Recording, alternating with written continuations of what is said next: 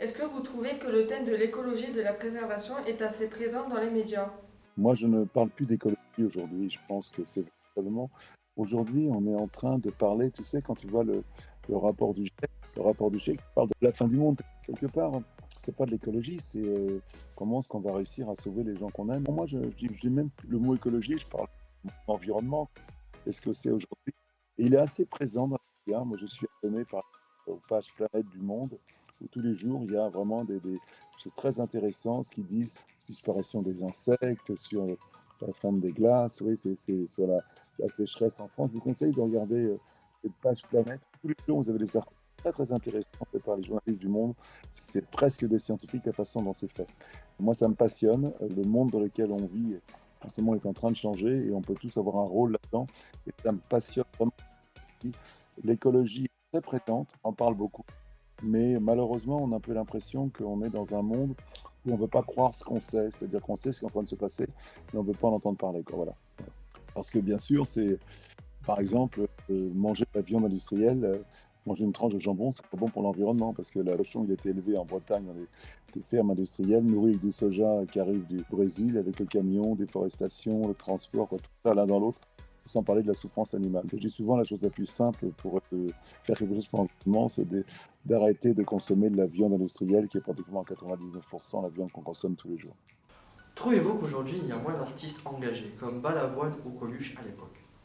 Non, je pense qu'il y a beaucoup, oui, il y a beaucoup moins d'artistes engagés, mais aujourd'hui, l'engagement de Belavoine, que je connaissais bien, je ne sais pas si tu connais l'histoire, mais moi je faisais le Paris-Dakar et Belavoine essayait de tuer ma place à la place de mon hélicoptère. Et il était très engagé sur la pauvreté. Il faut savoir que dans les années 80-90, on ne parlait pas du tout de changement climatique, du tout. On prenait l'hélicoptère, c'était une chose normale. C'est vraiment Al Gore qui, les années 2004-2005, nous a transformés un petit peu là-dessus. Et aujourd'hui, nous, on manque d'artistes engagés. C'est vrai qu'à la Fondation, on fait venir pas mal de chanteurs. J'ai essayé de faire venir Aurel Sam dernièrement à la Fondation parce qu'on a une scène pour faire chanter les gens. En fin de compte, c'est des tas qui ne sont pas très engagés. J'ai l'impression qu'il y a peu d'artistes engagés, c'est vrai, véritablement engagés. D'ailleurs, tu as vu le remisard, il y avait une fille qui est arrivée, qui est de Extinction Rebellion. Ils ont coupé complètement l'image quand elle est arrivée, qui parlait de nombre de jours qui restait selon le GIEC pour changer les choses.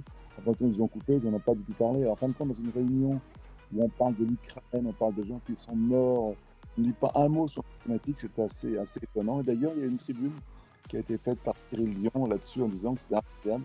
Non seulement ils l'ont empêché de parler, mais en plus ils n'en ont pas dit un mot. Ce qui montre bien le peu d'intérêt qu'il y a en grande partie pour les gens pour le changement climatique. Ça dérange tout le monde. Parce que le changement climatique, ça touche notre confort, ça touche ton financement de nos vies au quotidien. Et les gens n'ont pas envie de changer ça. C'est ça qui est compliqué. De dire aux gens d'arrêter de prendre de l'avion, à l'avion par exemple. Moi, je suis le genre de mec qu'on n'invite plus à dîner parce que je suis en train de dîner et j'entends quelqu'un qui part quelques jours au Maroc pour jouer au golf dans un certain milieu. Hein. Je pense que ça ne devrait pas forcément chez vous, mais ça m'énerve. Si on mange du foie gras, ça m'énerve. Voilà, donc je suis un peu le mec qu'on n'invite plus parce que je fais chier tout le monde pour un dîner. Je suis en train de gâcher les dîners de mes copains. Voilà, donc Que pouvez-vous dire aux gens qui trouvent que l'écologie est trop punitive? c'est un reproche qu'on nous fait beaucoup. Elle n'est pas très punitive, c'est-à-dire qu'elle est la génération, ma génération, du moins ceux qui ont, toi, entre 30, 40 ans et mon âge, c'est des gens qui sont responsables. Les gens, ils le prennent comme une culpabilité, mais ce n'est pas une culpabilité, c'est une responsabilité. Est-ce que on n'est pas capable d'aider les sports? C'est pour ça que je vous parle aujourd'hui. Est-ce que moi, aujourd'hui, à mon âge, c'est pas mon mission, mon devoir de parler aux jeunes et de leur expliquer ce qui se passe, de les aider un maximum. Voilà, je suis très proche moi, des rébellions, de tous ces gens qui bloquent les routes, tout ça.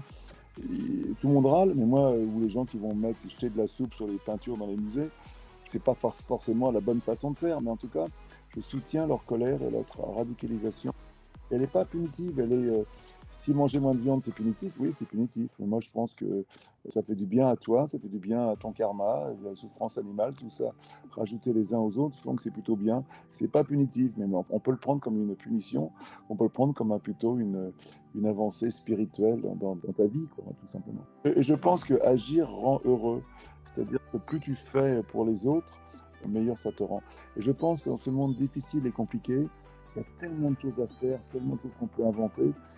Moi, quand j'avais 20 ans, je n'avais pas peur de l'avenir. Aujourd'hui, avoir 20 ans, c'est fatigué le rapport du GIEC, t'écoutes Valérie, tu vois bien qu'il y a quelque chose qui se passe à ce moment. Donc c'est un peu compliqué tout ça, mais on va y arriver, on va y arriver. Trouvez-vous que les marques font assez en termes d'écologie?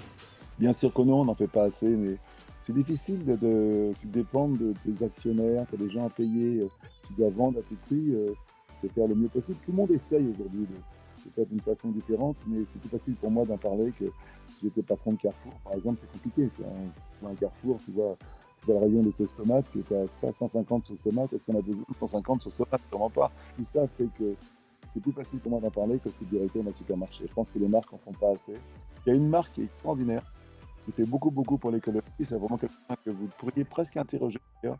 C'est la marque Patagonia. C'est une marque de vêtements de montagne. C'est des gens qui font attention à tout. Par exemple, ils ont fait une pub qui était très connue avec une très vieille veste qui avait une vingtaine d'années, une pleine page en disant: vous avez une veste Patagonia, n'en rachetez pas une autre, on vous la répare.